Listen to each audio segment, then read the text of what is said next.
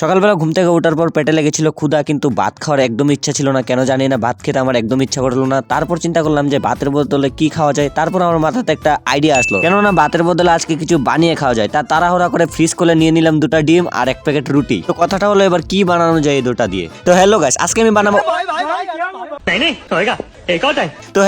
আজকে আমি বানাতে চলেছি নিজের হাতের ডিম রুটির টোস্ট। তো চলো তোমাদেরও এই ব্লগটা দেখাই যে কিভাবে বানাই আমি ডিম রুটি। তো ডিমগুলি চলে আসলো আমার হাতে, এবার ফুটবে এগুলি আমার মাথাতে। প্রথম একটা ডিম ফুটিয়ে নিলাম, এবার আরেকটা ডিমের পালা। তো চলো এই ডিমটাকে তাড়াতাড়ি মাথাতে ফুটিয়ে নিই। তো ফুটিয়ে আমি এখানে বাড়িতে নিয়ে নিলাম, দেখতে পাচ্ছ তোমরা। এবার এটাকে মিক্স করার পালা।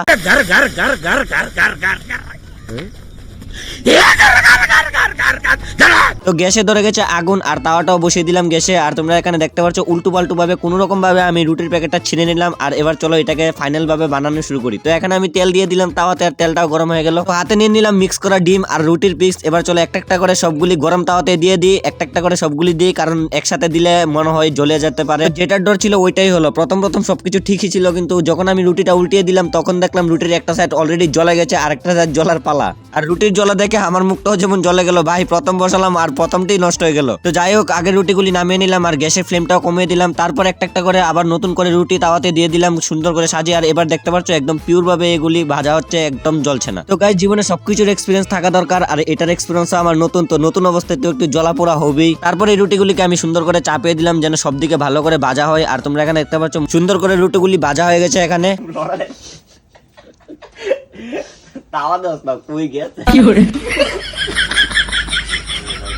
তো গাইস ফাইনালি এখানে রুটিগুলি ভাজা কমপ্লিট। কিন্তু গাইস খাওয়ার আগে এই বাসনপত্রগুলি আমার ধুতে হবে, আর না হলে মা আমাকে ধুয়ে নেবে। আর কথা বলতে বলতে আমি গরম তাওয়াতে হাত দিয়ে দিলাম, ভাই কি বলবো। তো যাই হোক, হঠাৎ পুরে হলো ডিম রুটিগুলি কমপ্লিট। এবার চলে এগুলিকে খাওয়ার পালা। তো এখানে আমি একটা রুটি নিয়ে নিলাম আর রুটিগুলি মুখে দিতে ভাই নরম তুলতুলে ছিল, ভাই কি বলবো, সেই স্বাদ হয়েছে। তো কমেন্টে গিয়ে আমাকে বলো কে কে বানাতে পারো এরকম ডিম রুটি। আর ভিডিওটাকে লাইক করে চ্যানেলটাকে সাবস্ক্রাইব করে দাও অবশ্যই।